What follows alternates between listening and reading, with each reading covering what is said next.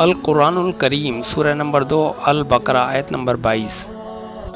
الذي جعل لكم الأرض فراشا والسماء بناء जिसने तुम्हारे लिए ज़मीन को एक बिछौना और आसमान को एक छत बनाया। وأنزل من السماء ماء और आसमान से कुछ पानी उतारा।